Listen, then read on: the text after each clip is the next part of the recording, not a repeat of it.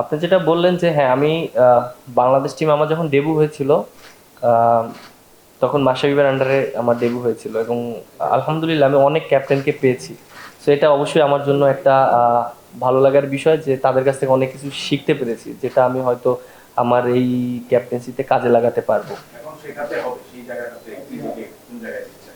দেখেন, এখন তো আমাদের অবশ্যই রেসপন্সিবিলিটি নেওয়ার সময় এসেছে এবং দেখেন আমরা যথেষ্ট ইন্টারন্যাশনাল ক্রিকেট খেলেছি, প্রায় 8-9 বছর ধরে খেলেছি। সো যারা জুনিয়র আছেন তাদেরকে অবশ্যই পারফর্ম করতে হবে, কিভাবে সেই সাজেস্টগুলো করব, যেটা আমরা যখন প্রথমে ঢুকেছিলাম বড় ভাইরা আমাদেরকে যেভাবে হেল্প করেছে। সো চেষ্টা করব যে ওইভাবেই যেন হেল্পটা করার জন্য, একটা ড্রেসিং রুমটাকে ওইভাবে রাখার জন্য যেন যেই ড্রেসিং রুমে থাকে না কেন সে যেন ফিল করে যে না, আমি একা নয়, আমার সাথে সবাই আছে। মিরাজ, কংগ্রেচুলেশন। গত বছরের শেষ ভাগে শান্ত অসুস্থ থাকা বা ইনজুরিতে থাকা আপনি ভারপ্রাপ্ত ক্যাপ্টেন হিসেবে 4টা ম্যাচে ক্যাপ্টেন্সি করেছিলেন।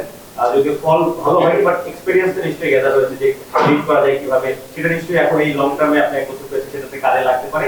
পাশাপাশি সেকেন্ড কোয়েশ্চেন, যে আসলে ক্যাপ্টেন্সির চাপ কিন্তু আপনার ব্যাটিং এর প্রভাব পড়েনি, সেই 4 ম্যাচে দল ফল পাইনি, কিন্তু আপনি কিন্তু 3টা উইকেট হারিয়েছিলেন। তো অল টুগেদার আসলে মিরাজের ক্যাপ্টেন্সি চাপটা কতটুকু থাকবে, ব্যাটার মিরাজ থেকে সেটাকে কতটুকু আসলে চাপ মুক্ত থাকবেন? আর আহ, আপনি যেটা বললেন যে হ্যাঁ, আমার ক্যাপ্টেন্সি ডেবু হয়েছে একটা সিচুয়েশনের ভিতর থেকে। শান্ত তখন ক্যাপ্টেন ছিল, ওই ইনজুরি হয়ে গিয়েছিল বলে আমি হয়তো ওয়েস্ট ইন্ডিজ সিরিজটা আমাকে দেওয়া হয়েছিল, আমি তখন ভাইস ক্যাপ্টেন হয়তো ছিলাম, এর জন্য করেছিলাম। আর ওই রকম সিচুয়েশনে ক্যাপ্টেন্সি করা একটু ডিফিকাল্ট, কারণ হঠাৎ করে ক্যাপ্টেন্সি করেছি। তো আমি হয়তো সেটআপটা সম্পূর্ণ শান্তরই ছিল, কিভাবে কি প্ল্যানিং করবে না করবে, আমাকে জাস্ট মাঠ চালাতে হয়েছে বা ওই সময়টা ইউজ করা হয়েছে। সো হ্যাঁ, অবশ্যই ওই 4টা ম্যাচে অবশ্যই আমার অনেক এক্সপিরিয়েন্স হয়েছে এবং আশা করি একটা জিনিস দেখেন, লং টাইমের জন্য পেলে একটু ভালো হয়, টিমকে বুস্ট আপ করা যায় কিভাবে করলে ভালো হবে। সো যেহেতু 1 বছরের জন্য পেয়েছি, আমি চেষ্টা করব যে টিমটাকে সুন্দর একটা জায়গায় দাঁড় করার জন্য। না, আপনি যেটা বললেন যে এখন তো যেহেতু টেস্ট ম্যাচের ও ক্যাপ্টেন্সি করছে, ওর সাথে ওইভাবে ডিসকাস করেছে, ওডিআই তো এখনো কোনো ডিসকাস করেনি। সো যারা আছে ওডিআই তো মাত্র ক্যাপ্টেন ঘোষণা করলো, এরপরে টিম দিবে, হয়তো ডিসকাস করবে, সিলেক্টর আছে, তারপর টিম ম্যানেজমেন্ট আছে, সবাই যারা আছে ডিসকাস করেই সব কিছু একটা ডিসিশন সবাই নিবে। একটা জিনিস কি, ও তো লাস্ট অনেক দিন ধরে ক্যাপ্টেন ছিল এবং একটা জিনিস কি যে যখন ওডিআই এবং টি-20 ছিল, ও তো একটা নির্দিষ্ট ম্যাচ পর্যন্ত ছিল এবং ওটা শেষ হয়ে গিয়েছিল। বাট ওকে তারপরে হয়তো কন্টিনিউ মনে করেন 2 একটা সিরিজ করার জন্য করেছে। বাট ওর সাথে হয়তো ডিসকাস করেছে বা কি করেছে, হয়তো টেস্ট টিম নিয়ে ডিসকাস করেছে, ওডিআই করেছে কিনা আমি ওই রকম ভাবে করতে পারবো না। বাট আমাকে যেটা, আমি কালকে হয়তো আমাকে বলেছে, আমাদের ফাইন স্যার যখন ছিলেন এখানে আমাকে ডেকে নিয়ে বলেছিলেন যে তোমাকে এরকম আমরা চিন্তা করছি, দায়িত্ব দিব, কারণ আমাদের খুব তাড়াতাড়ি এই ডিসিশনগুলো নিব, কারণ আমাদের যেহেতু ওডিআই টিমটা আমরা সেট করতে হবে, আমাদের সামনে খেলা আছে, বেশি দূরে নেই সময়টা, সো আমরা ওইভাবে প্ল্যানিং করছি। তখন তিনি আমাকে জানিয়েছেন জিনিসগুলো, প্ল্যানিংগুলো। না, আপনি দেখেন যে যেটা আপনি বলেছেন, বেশি লং টাইম থাকলে তো ভীষণটা ভালো থাকে, যেহেতু ওডিআই সামনে ওয়ার্ল্ড কাপ। আর এটা সম্পূর্ণ একটা বোর্ডে তারা কিভাবে চিন্তা করছে, যেহেতু হয়তো টিমটা একটু মনে করেন এখন আমরা একটু স্ট্রাগল করছি ওডিআইতে, হয়তো চিন্তা করছে যে না, একটা বছর আমরা একটা জায়গায় দাঁড় করাই ওডিআই টিমটাকে। সো তারপরে হয়তো আমাদের নেক্সট স্টেপ বা প্ল্যানিংটা তারা এই জিনিসটা জানাতে পারবে যে জিনিসটা কিভাবে করবে, কন্টিনিউ করবে নাকি হয়তো করবে। সো এখন ডিপেন্ড করে আমাদের, যেহেতু একটা বছরে আমাদের ওডিআই অনেকগুলো খেলা আছে।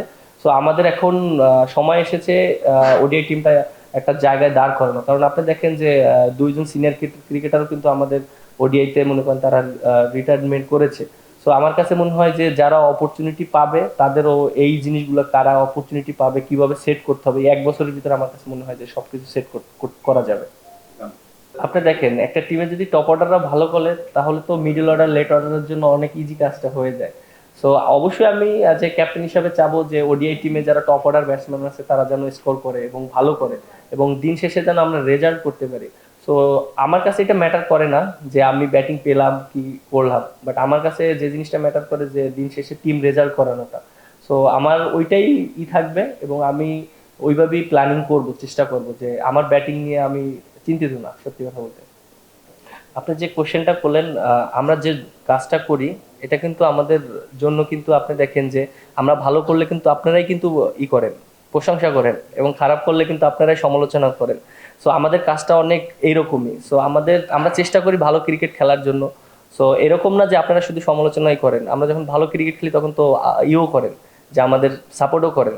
সো আমার কাছে মনে হয় যে আমরা মেন্টালি সবসময় প্রিপেয়ার থাকি, যে মনে করেন যে সিচুয়েশন থাকুক না কারণ হ্যান্ডেল করার জন্য, কারণ মাঠের সিচুয়েশন তো অনেক সময় অনেক টাফ থাকে। আপনি 22 গজে অত ইজি না ক্রিকেট খেলাটা, বাট ওইখানে মেন্টাল টাফনেসটা অনেক ইম্পর্টেন্ট। একটা জিনিস দেখেন, শান্ত আর আমি তো ছোটবেলা থেকে একসাথেই ক্রিকেট খেলেছি, আন্ডার 15 থেকে আমরা একসাথে আছি। তা আমাদের কাছে যে জিনিসটা মনে হয় যে ক্যাপ্টেন ডাজেন্ট ম্যাটার, আমাদের টিম হয়ে খেলাটা ইম্পর্টেন্ট। এবং ওর সাথে যখনই কথা হয়েছে আমরা দুজনে একই ডিসকাস করেছি যে আমরা বাংলাদেশটাকে কত দূর নিয়ে যেতে পারি, কারণ এর আগে সিনিয়র প্লেয়ার যারা ছিল তারা কিন্তু একটা স্টেজে নিয়ে এসেছে। সো আমাদের দায়িত্ব এখন, রেসপন্সিবিলিটি, আমরা একটা জায়গায় বাংলাদেশ টিমটাকে দাঁড় করাতে চাই।